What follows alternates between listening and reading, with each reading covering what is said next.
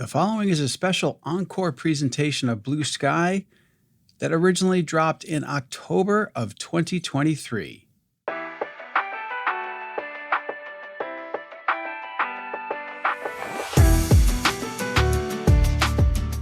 From the studios of the Optimism Institute, welcome to Blue Sky, where we share stories and insights to remind us that there is always blue sky above. Sometimes you just have to get your head above the clouds to see it. I'm your host, Bill Burke.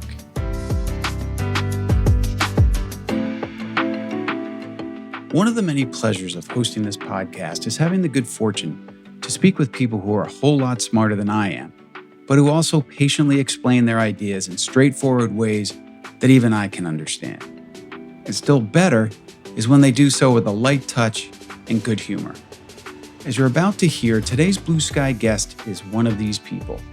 On this episode, Dr. Adam Mastroianni will graciously explain to me the research and writing he's done on a curious psychological phenomenon, which he describes as a bug in our mental system.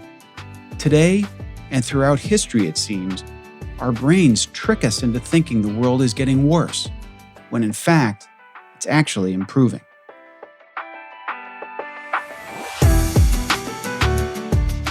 Dr. Adam Mastroianni is an experimental psychologist and author of the science blog Experimental History. He earned his PhD in psychology from Harvard in 2021, and his work has been featured everywhere from the New York Times to Jimmy Kimmel Live. When he isn't doing science or writing about it, Adam teaches and performs improv comedy. He also once came in second on a British reality show about hosting dinner parties, and he played a supporting character in the 2020 feature film Love, Weddings, and Other Disasters, which, as he points out in his bio, currently has a 3% score on Rotten Tomatoes. By the way, I looked up the movie. It stars Diane Keaton and Jeremy Irons. Not too shabby, but I'm afraid that 3% number hasn't budged since Adam wrote about it in his bio. Adam's originally from Monroeville, Ohio, population 1,400, and now splits his time between Chicago and Washington, D.C. I hope you enjoyed this Blue Sky conversation with Adam Mastroianni as much as I did. Adam Mastroianni, welcome to the Blue Sky podcast. Hey, thanks for having me. It's a great pleasure for me to have you on. And I wanted to start with how you describe yourself on your own website and the work you do. You say, I study how people perceive and misperceive their social worlds, from the person sitting across the table to the whole country buzzing around them. And you write about these on your Substack blog, Experimental History. You're a smart guy with a wide range of interests. How did you home in on this as your major field of study? I went through everything else that I didn't stick is the short version. So when I began my PhD, I sat down with my advisor and he told me, someone asked me recently, what percent of my life goals have I achieved? And I told him 140%. I've done more than I ever thought I would. And now I just want to do cool stuff. So why don't you bring me some interesting ideas to talk about? And that's what I did for the next 6 months. Wow. I would come in with 3 to 10 ideas every week. We'd talk through each one of them, pull it open, dissect it, see if there's anything interesting in it. And most of them died on the operating table, but a few survived to the next conversation and a few survived to the conversation after that. And the ones that did were about the errors and biases that arise in conversation that turned into do conversations end when people want them to. Yeah. And the other was this idea that people think that people have gotten worse, which had been percolating in my mind for a long time because I had heard so many people complain about it, but took a while to turn into like the psychological version of that idea. It's fascinating. And that's where I'd like to go. Your New York Times piece, I believe came out in June, got a lot of attention, certainly got mine. And the headline was great. It was, your brain has tricked you into thinking everything is worse. And in there you say, I believe there's a bug, a set of cognitive biases in people's brains that cause them to perceive a fall from grace even when it hasn't happened. Why is that? So I think there are 2 psychological phenomena that can combine to produce an illusion of decline even where one hasn't happened. And these individual phenomena, we can go into this more, but I don't think these themselves are actually bugs. I think there's a good reason why they exist, but they have this downside of producing this illusion. So The first one is what we think of as a negativity bias. Yes. So this has been documented in other research that people are more likely to pay attention to negative information, and in return, that is what gets served to them. Right in the media, they call this "if it bleeds, it leads." Yep. If you've ever received a piece of homework back, like an essay with comments on it, you probably immediately forget the nice ones, and you just remember the thing that said, like, Yep. "I don't think this is right." Right. Yep. So it's pretty clear that we have this bias, but that alone isn't enough to produce an illusion of change over time. That's enough to make it seem like you look around at the world and the world doesn't seem very good. To make it seem like it's gotten worse over time, you need a second phenomenon, which memory researchers call the fading affect bias. And this is just a phenomenon where the badness of bad memories fades faster than the goodness of good memories. So, for instance, if you got turned down for your high school prom, Yep. it probably feels pretty bad in the moment. But 20 years later, when you think back on it, it probably doesn't feel so bad, or maybe even feels like a funny story because you went on to meet your soulmate and how lucky you were that you didn't end up with that person. Right. If instead you had a great high school prom, when you look back at it 20 years later, it doesn't feel as good as it did in the moment, but it still feels pretty good to think about it. And this turns out to be what happens on average to memories. Not to every single one, but on average, that the bad ones tend to fade faster, lose more of their badness, more than the good ones lose their goodness. And if you put that together with the negativity bias, you can create this illusion where every day the world looks bad, but every day it seems like it wasn't so bad the day before. But if we had asked you the day before, you would have told us the same thing. Fascinating. And it also applies, as I understand your work, it's, we think that things were better during our lifetime, earlier in our lifetime, but it also goes back to before we were born, the good old days, the bygone days. Is that the negativity bias? What's happening there?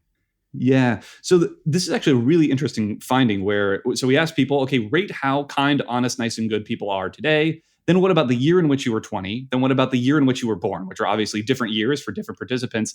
And then we asked, okay, what about 20 years before you were born and 40 years before you were born?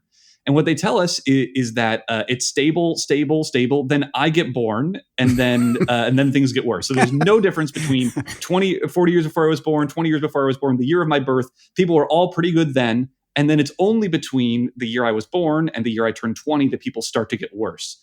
And then they keep getting worse my whole life. So even though it is true that if you compared today to, say, 40 years before people were born, they would say things got worse since then.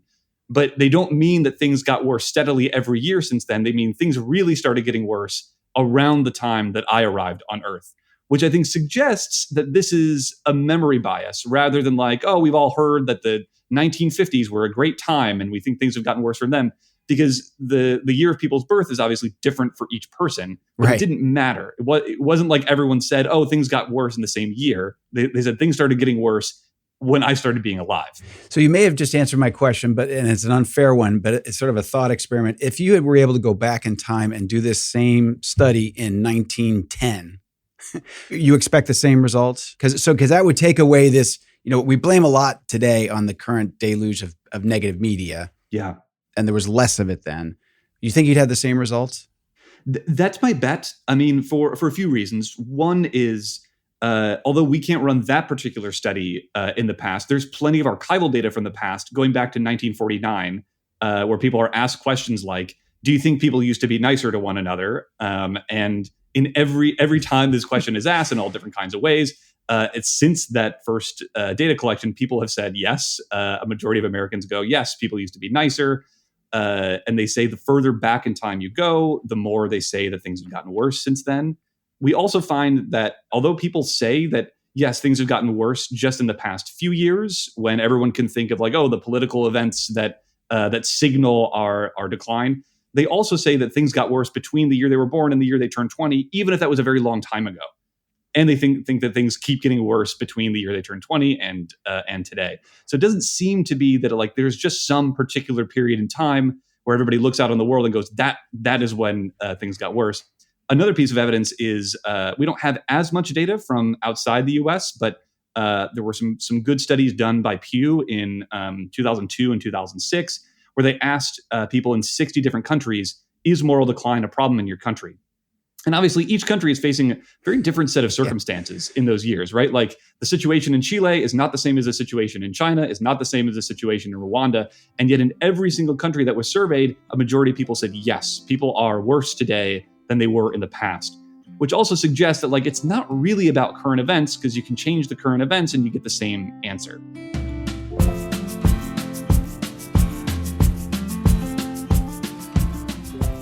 Now that you have a sense for Adam's intellect and personality, imagine his response to the PhD advisor who asked him to bring him interesting ideas.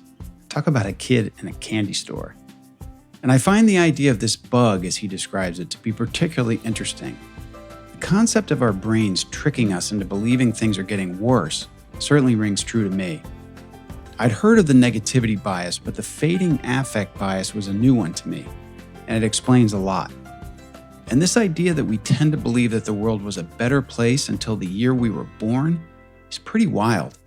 And this isn't just a US or even a Western phenomenon, but a tendency shown in research from 60 different countries around the world. Getting back to our conversation, I wanted Adam to share his thoughts about whether a general ignorance of history contributes to the phenomenon of the inaccurate belief in the world's deterioration. One of the things I've wondered is how much of this might be an ignorance of history. And I say that as someone, I love history. And I remember, and I've talked about this before on the show, when President Trump was elected in 2016, a lot of people were very upset about it.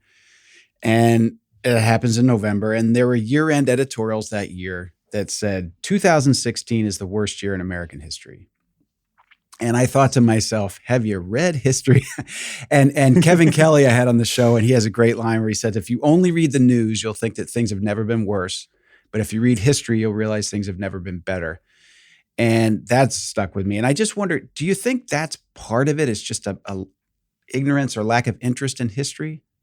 Yeah, I think that could be part of it. I think coupled with the fact that history just doesn't feel, it doesn't have the same potency as current events do.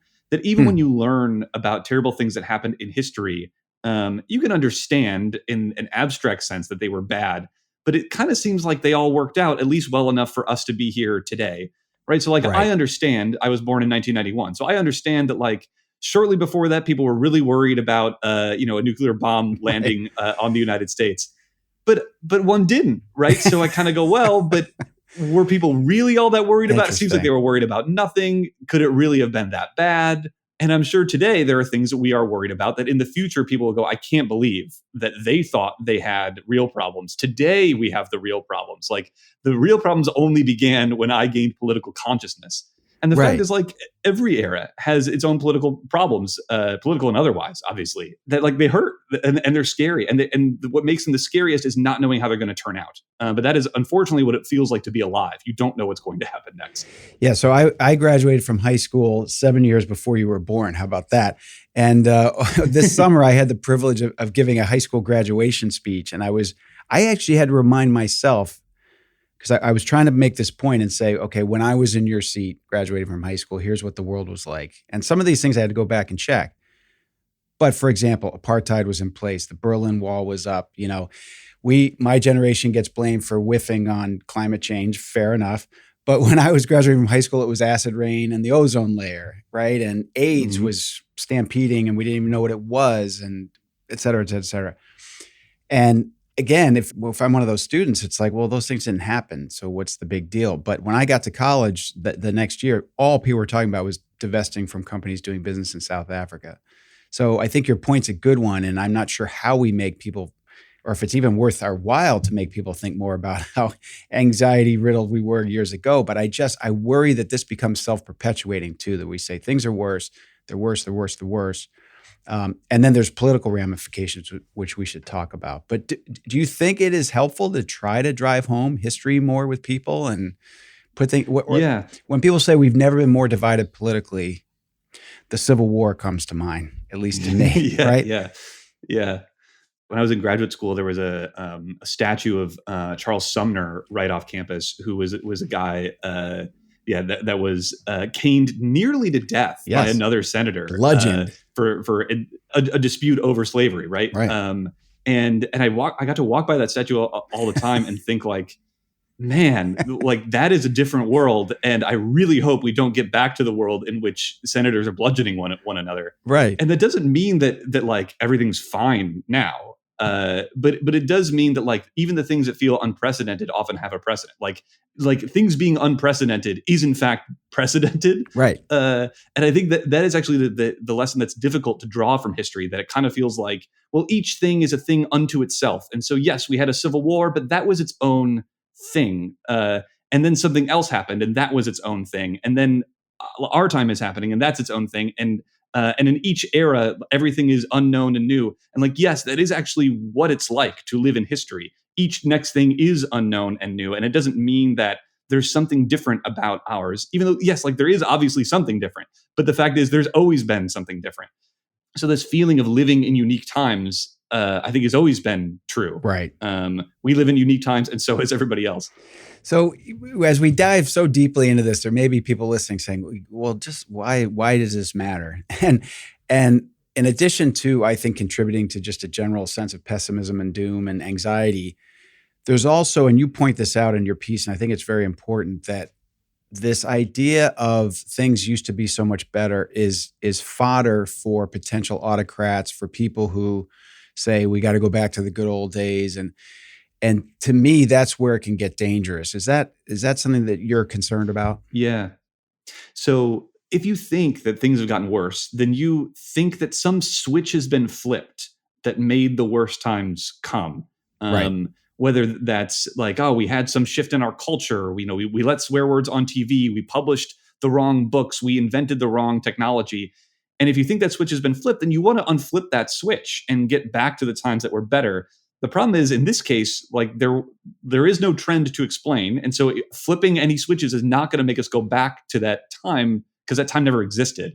And so in one of the archival studies we collected for this paper, in 2014, like 76% of Americans said the government should do something about the moral breakdown of the country, which the government should do many things about many things, right? Like there's climate change, there's inequality, there's a lot of real problems to solve. What they should not do is waste their time on this fake problem that exists only in our biased memories, and instead focus on the other ones that exist in reality.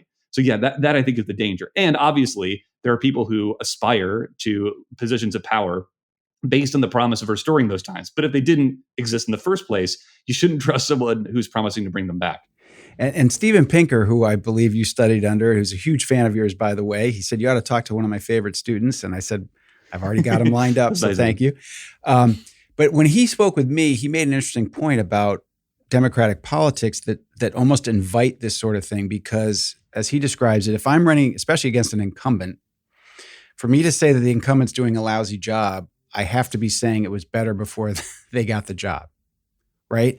So it almost forces this discussion of a belief that things used to be better, and I'm going to restore that because this bum in office has gotten us here. Is that something that's fair to say? Yeah.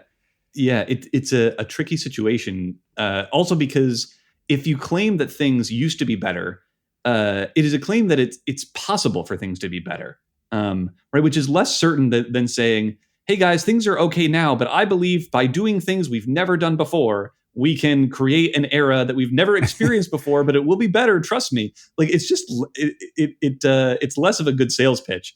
And saying that things used to be better also evokes this sense of loss that Yes. I used to have this good thing and now I can get it back, which I think is more motivating than I can get you a new good thing that you've never seen before. So yeah, it's tricky. So to play a little devil's advocate, and I'm wondering, and I'd like to talk to you about how you did this research, because it's not a simple thing to figure out. But when we talk about moral decay, I'll play devil's advocate, and I would assume that there's some people in your surveys who truly see what some of us might see as increased tolerance as negative permissiveness. And there are people banning books today that discuss transgender issues, or they see same-sex marriage announcements in the newspaper, and that upsets. Is there a meaningful percentage of people that you speak to who have, I don't want to use the word legitimate, but genuinely look at specific issues and say that's moral decline? Yep. Does that show up in your research? Yes. So So this is obviously a big obstacle we have to overcome to write a paper like The Illusion of Moral Decline. Yes. If we could have called it something like The Illusion of Decline in Kindness, Honesty, Friendliness, Ethicality, Civility, stuff like that, you know what we mean, but we ran out of characters in the title. But that is what we mean. And that actually turns out to be mostly what people mean, even when they say that morality has declined. So I can come at this question a few different ways. One is when you ask people, has morality declined? And they say yes. And you ask them, well, what did you mean by that? You can look at the answers that people give, and their top answers are things that people generally agree on, that at least are bad. Right. So they say things like, our government and business leaders lie to us. Parents don't instill values in their children. People don't treat one another with respect. And so I think any reasonable person looking at those things would go, yes, if those things are indeed happening, that is bad. So that's one way of answering the question. Another is to ask many different questions and see if it changes people's answers. So sometimes some of these questions use the word morality, but some don't. Some use more specific things where there's less debate on what it means. So for instance, do you think people are as honest as they used to be? It's a little clearer what it means to be honest. And even there, people will say, no, people are less honest today.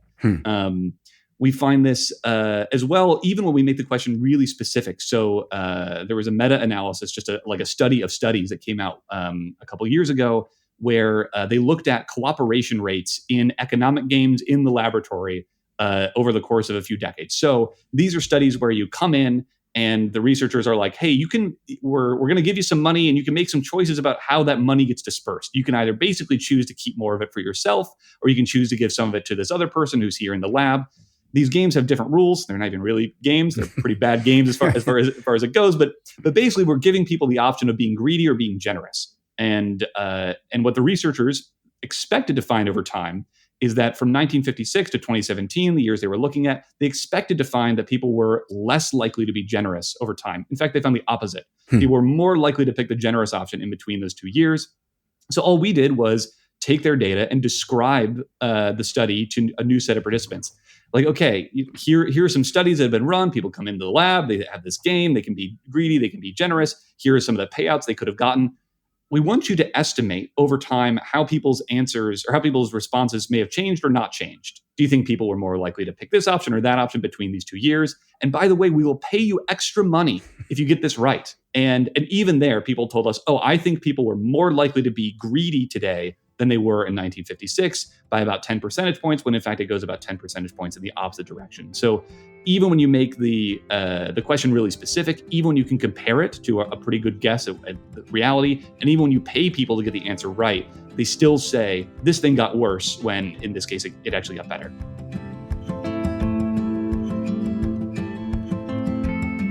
I was glad that Adam mentioned the incident that history has come to know as the caning of Sumner.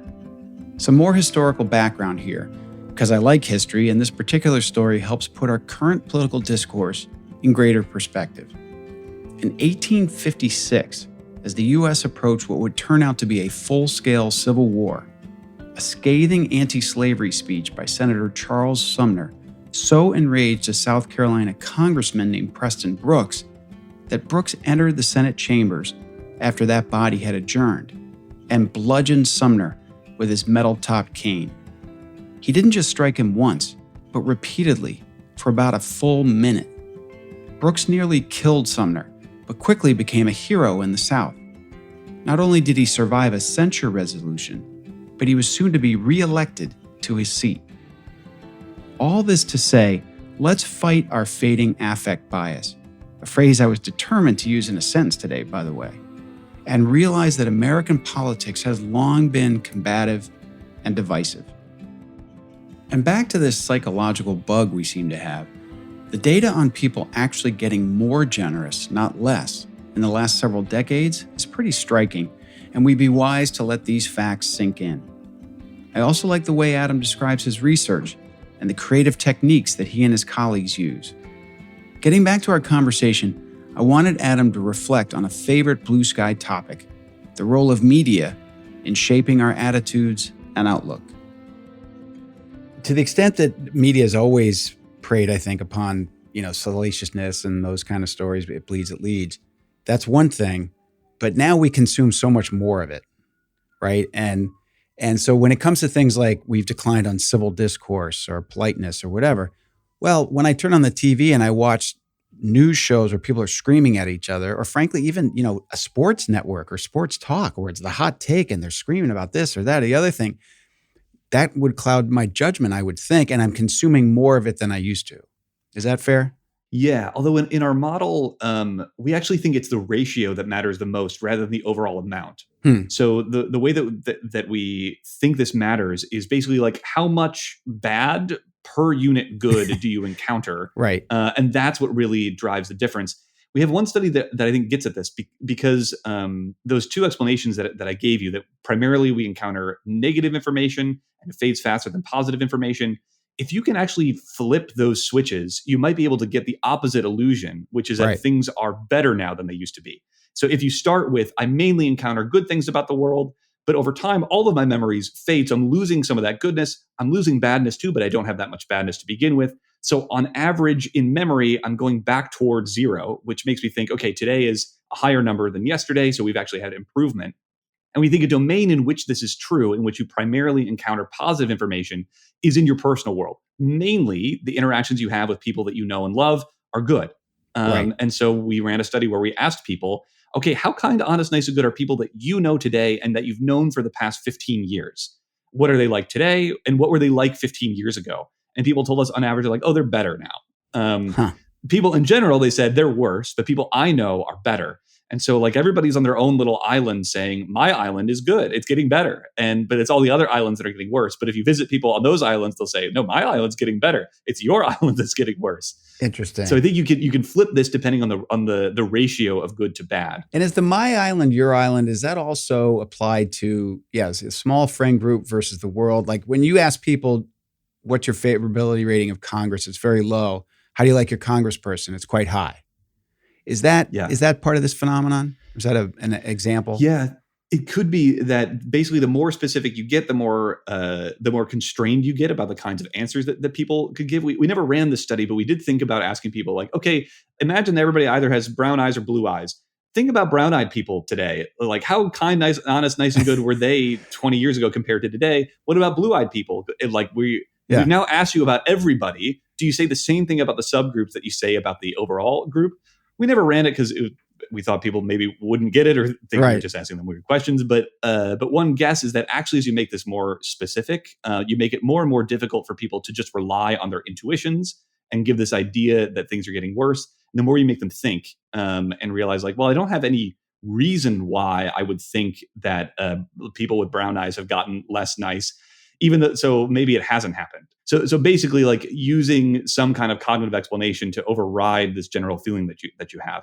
We think it's a possibility, but we don't know. We haven't run the study. So it could have contributed to some of this. Also, be what I recall from my high school science. I think a phrase that I'll probably misuse: confirmation bias, where if I walk around thinking things are getting worse, I'm going to look for things. And one of the examples I get concerned about is with climate change, which is absolutely a very serious problem, and the impacts are happening. But every hot day or every wildfire or every hurricane, people latch on to, well, that's climate change, when in some cases it is, in some cases it isn't. And then also the deluge from media. So I used to work at the Weather Channel, and we used to, in an odd way, sort of lament the fact that we never got footage of tornadoes. They happen really quickly, right? Well, now you get footage of tornadoes all the time because everyone's walking around with a video camera in their pocket. And guess what? People, if you ask the average person, wouldn't be worth your time to do this research, but I guarantee you 9 out of 10 people think there are more tornadoes today than there used to be. And there aren't. There's just more footage of tornadoes. Yeah.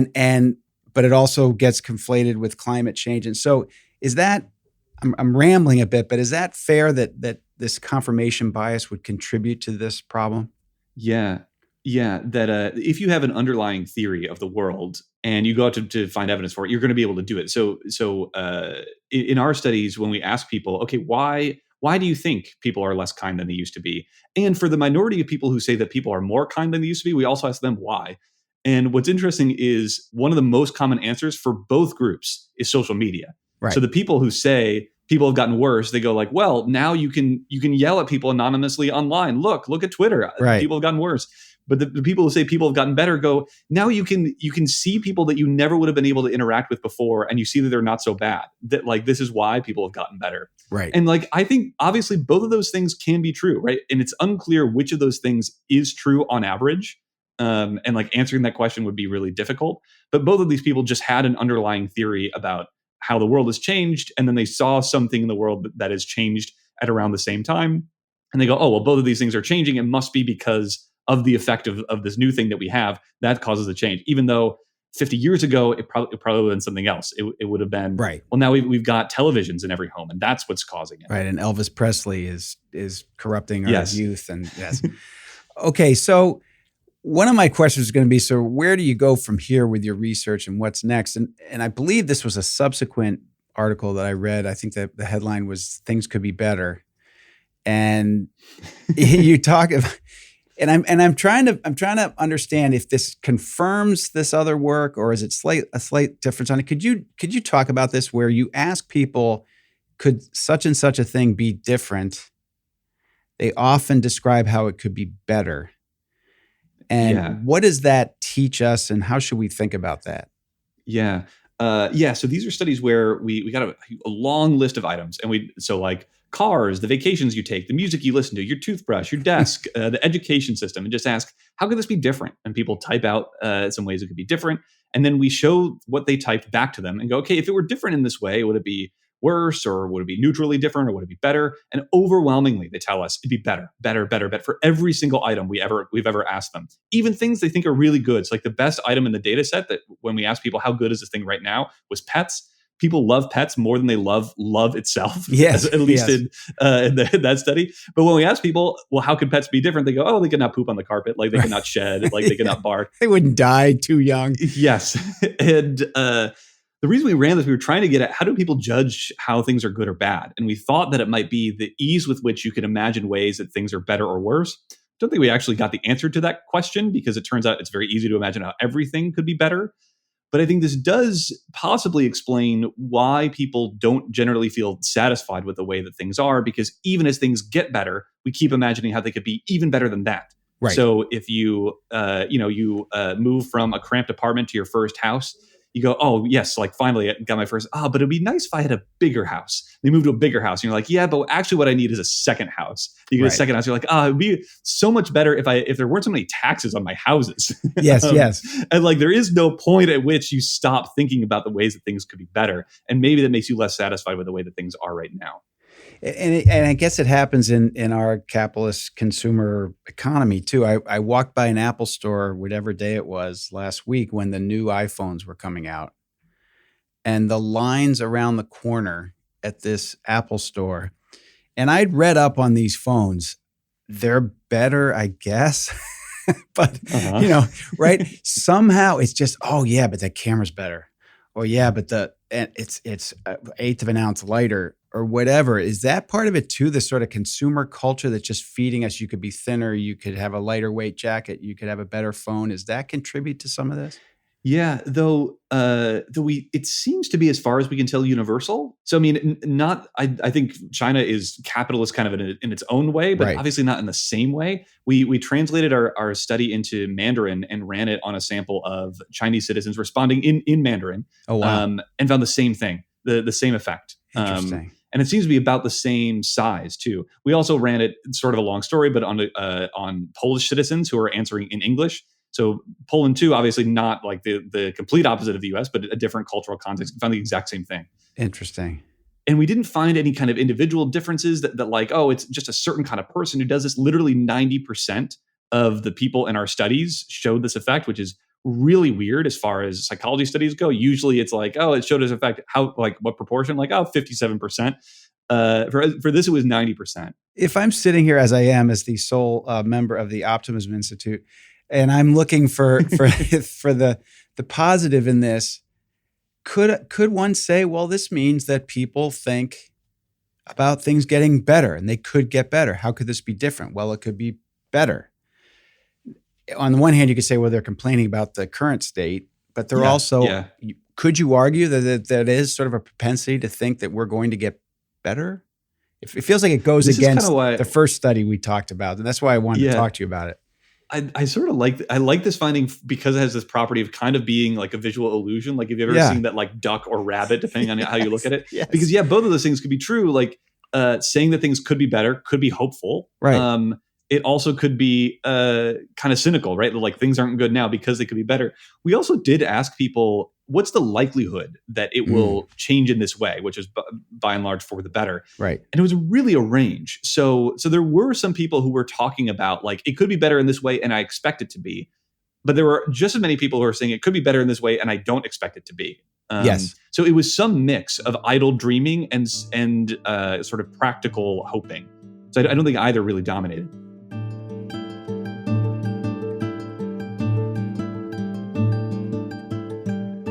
Adam says that when it comes to the negative impacts of media consumption, it's not so much the amount of bad news we consume, but more the ratio of good news to bad news that's most important. As we've discussed before on Blue Sky, we as consumers are not helpless here. And for our own benefit, we should work hard to manage this ratio. We should stay informed, yes, but that doesn't mean we have to drown in too much negativity, and we can make the choice to read and watch more about what's going right in the world. And I really want to underscore this idea about confirmation bias and how our underlying view of the world can be self-reinforcing. What I hear Adam saying is that if you approach life thinking that things are getting worse, you'll take note of evidence to confirm this belief. But we know empirically that this isn't the case. So wouldn't it be great for you and for all of us to adopt the mindset that the world is improving? With this as our starting point, our eyes will be cleared to take in so many facts, figures, anecdotes, and daily experiences to reinforce this more optimistic view, and we'd all be so much better off. This is what we're all about here at the Optimism Institute, and it's gratifying to hear a smart guy like Dr. Mastroianni giving us this science to back our beliefs. I could talk to Adam all day, but of course we had a show to wrap up here. And to kick off our final segment, I wanted Adam to talk about what his research might say about our attitudes towards technology.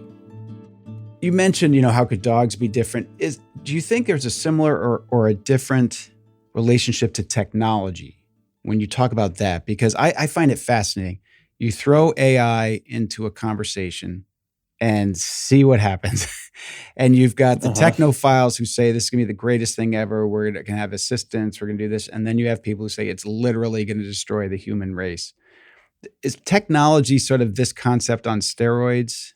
My bet would be, so we didn't have AI at the time. We did have like your phone, your television. Not sure if we had any other like purely technological thing. We did have like Google, Amazon, YouTube. Okay. And there too, people said, they could be better. And I'm sure actually if you ask people about AI, even the optimists would say, AI could be better in that it could take less time to train. It could be less energy intensive. Like it could be more accurate. And the AI doomers would be like, well, it could not take over the world. Like it could not be biased. But I think they're doing the same thing, right? But they from a different starting point.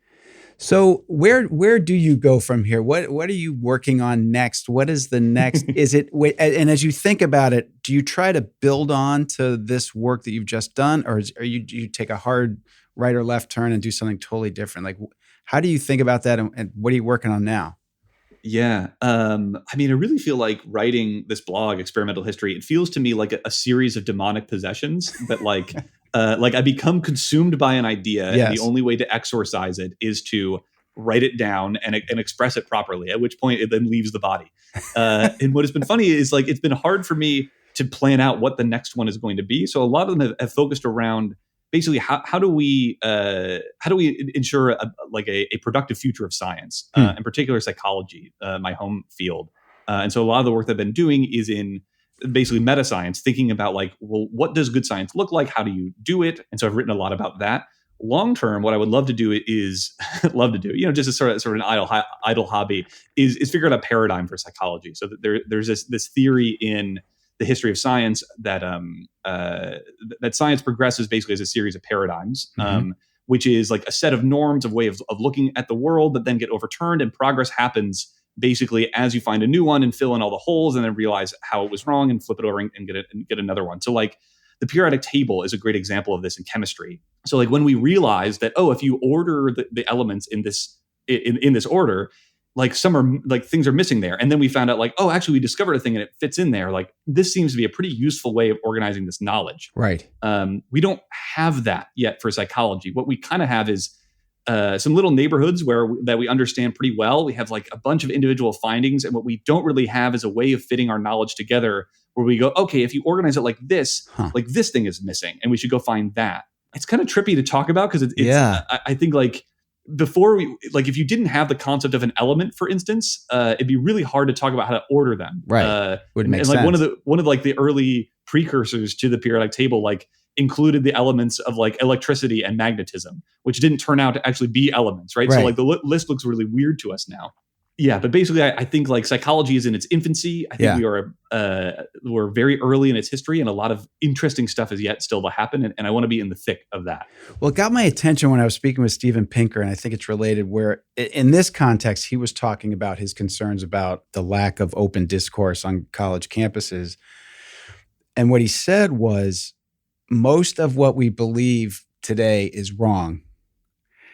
We don't know which is wrong or which is right. And if we can't debate and talk about it, we're never going to get to what's actually right. And it seems to me what you're describing in psychology fits that, right? That most of what we know now, when we thought electricity should be on the periodic table, we were wrong.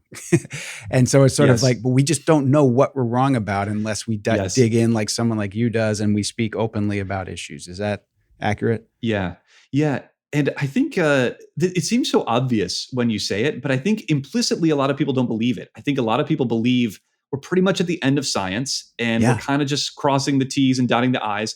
And I wrote a post about this that called "Ideas Aren't Getting Harder to Find, and anyone who says otherwise is a coward, and I will fight you." Because people thought this, like at any point in history, you look back, you can find people in the 1890s saying there's nothing really left to do in physics except estimate the constants to the next decimal point. Right. And very shortly afterward, there'd be a huge revolution. Right. It's really hard to see these before they happen, especially if you don't believe that it's possible for them to happen. I can't remember who said it, if they were famous or otherwise, who thought that they were going to shut down the patent office because everything had been invented. And this was like 75 years ago, same kind of thing. And by the way, I haven't put in a plug for experimental history, but your brain operates on a level that I only strive towards, but you have a sense of humor and a wit about you. And also I think what you've sort of described, this enthusiasm for how much is unknown out there, that I find really infectious. And it's, so I encourage people, it's on Substack. Experimental History is a great blog. Have you resisted the tug to host a podcast? Because everybody's doing it, Adam. I know, it's the thing to do.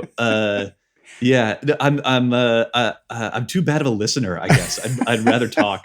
I mean, I do a voiceover for every article. I read it out loud. So in my other life, I do improv and stand up comedy, and that is the sort of outlet for that. But yeah, I'd much rather appear on a podcast like this than host my own. I don't have to edit the audio. That's really exactly. It's a lot of work.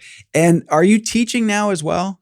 I'm not right now. So I used to teach at Columbia in their business school. I used to teach negotiation. So that's another thing that I've done. A whole other field. On. Yeah, and a fun one. And I feel a little bit like my life was transformed by learning how to do it. And so one of the things that I've written on my blog over the past year was like a 3-part series trying to distill what I think is the most useful knowledge for negotiation. Not for a business audience, for kind of at every audience, because everybody at some point will have to negotiate something. Right. I think there's like a lot of free money just lying on the ground if you have even just an inkling of how to do it. Well, and for a lot of people, I think negotiating is right up there with going to the dentist, and it's just something that people just don't like to do. So getting back to there's a bug. I'd love to wrap with this. Is your brain's tricked you into thinking everything is worse? Is it worth the effort to debug that?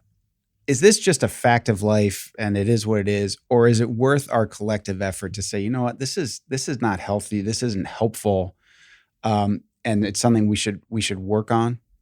It's a great question, because I think those two phenomena, the negativity bias, the fading affect bias, that create this illusion, I wouldn't want to reach into the brain and turn those off. I think those are there for a reason. The negativity bias makes a lot of sense evolutionarily, that makes a lot more sense to pay attention to the things that could kill you than the things that might feel nice. Sure. And we are the descendants of the people who did that. Yes. The fading affect bias makes a lot of sense even today, where this is part of what keeps you psychologically healthy, that when bad things happen to you, over time, they lose their sting, less so than the good things losing their pleasure.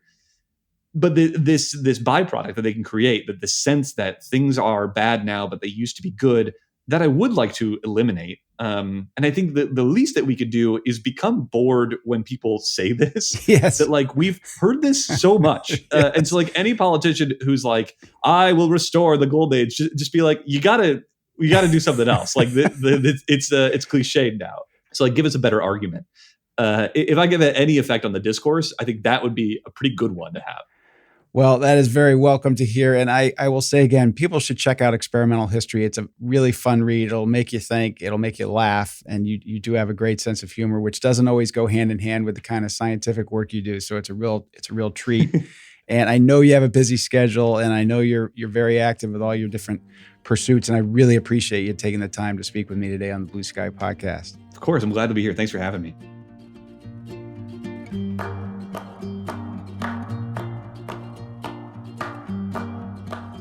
It's fun to hear Adam talk about what he wants to do next, and that perhaps he might even come up with a paradigm for psychology.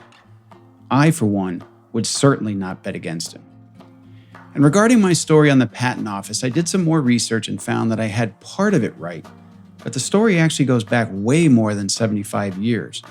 It was in 1899 when Charles H. Duell, who was in fact the commissioner of the patent office, was alleged to have said, quote, "Everything that can be invented has been invented," unquote, and that we might as well shut down the entity he was overseeing. But wait, there's more. This story has long since been debunked, and it's time to clear Mr. Duell's name once and for all. Not only did he not say this, he actually took a far more, dare I say, optimistic view when he said in 1902, quote, "In my opinion, all previous advances in the various lines of invention will appear totally insignificant when compared with those which the present century will witness. I almost wish that I might live my life over again to see the wonders which are at the threshold," unquote. Popular history, it seems, owes this man a big apology. And back to Adam, I'd like to amplify what he said about how we should all become bored when people say that things were better in the past. It's an old trope. It's not true, and it's just not healthy.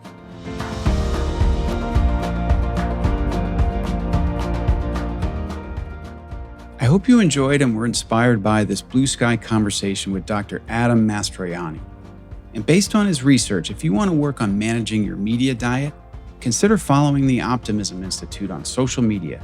And of course, subscribe to the Blue Sky Podcast so you don't miss any future episodes. And while you're at it, be sure to check out Adam's Experimental History on Substack. It's really great.